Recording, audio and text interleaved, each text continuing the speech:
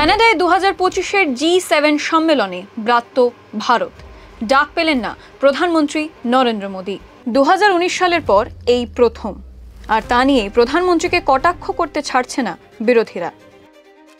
কংগ্রেস নেতা জয়রাম রমেশের দাবি, প্রধানমন্ত্রী মোদীর ভুল কূটনীতির কারণেই কানাডায় ডাক পায়নি ভারত। G7 7 দেশের জোট, সদস্য America, Canada, Britain, France, Germany, Italy ও জাপান। প্রথম বৈঠক 1975 সালে। 1998 সালে রাশিয়া জোটের অংশ হয়। জোটের নাম G7 থেকে বদলে যায় G8-এ। কিন্তু 2014-তে ক্রিমিয়া দখলের পর সদস্যপদ খোয়ায় পুতিনের দেশ। ভারত কোনোদিনই G7 বা আগের G8-এর সদস্য ছিল না। মূলত বিশ্বের সবচেয়ে বড় অর্থনীতির দেশগুলোর জোট G7। গত কয়েক দশকে বিশ্ব অর্থনীতি ও আন্তর্জাতিক রাজনীতিতে ভারতের গুরুত্ব বেড়েছে। তাই মনমোহন সিংহ সরকারের সময় থেকেই ভারত আমন্ত্রিত দেশ হিসেবে G7 সম্মেলনে যোগ দেওয়ার ডাক পায়। 2019-এ প্রথম G7 বৈঠকে আমন্ত্রণ পান মোদী। সেবার ওই সম্মেলনের আয়োজক ছিল ফ্রান্স।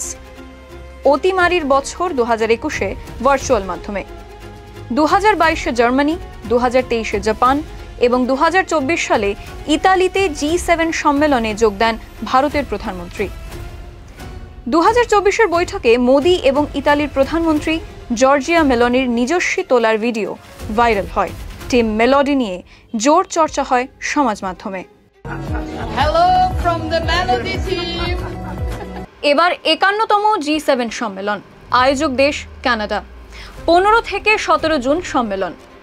সেই বৈঠকে কেন আমন্ত্রণ পেলেন না ভারতের প্রধানমন্ত্রী? এর জন্য কি ভারত ও কানাডার সম্পর্কের সাম্প্রতিক শীতলতাই দায়ী?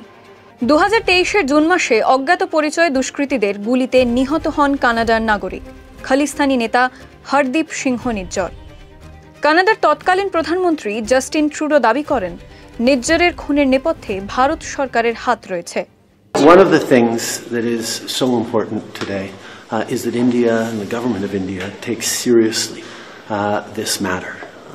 It is extremely serious and it has far-reaching consequences in international law and otherwise. Bharat যদিও ট্রুডোর দাবি অস্বীকার করে। সেই থেকেই দুদেশের মধ্যে সম্পর্কের অবনতি। কানাডায় এখন নতুন প্রধানমন্ত্রী, নতুন সরকার। 25 মে কানাডার বর্তমান বিদেশমন্ত্রী অনিতা আনন্দের সঙ্গে ফোনে কথা হয় ভারতের বিদেশমন্ত্রী জয়শঙ্করের।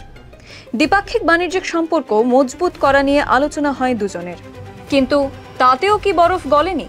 কানাডার সংবাদ মাধ্যমের খবর, 2025-এর সম্মেলনে যোগ দেওয়ার জন্য আমন্ত্রণ জানানো হয়েছে অস্ট্রেলিয়া, ইউক্রেন, দক্ষিণ আফ্রিকা এবং ব্রাজিলকে। তবে ভারত এখনও আমন্ত্রণ পায়নি। শেষ মুহূর্তে ডাক এলেও মোদীর এবারের G7 সম্মেলনে যোগ দেওয়ার সম্ভাবনা কম।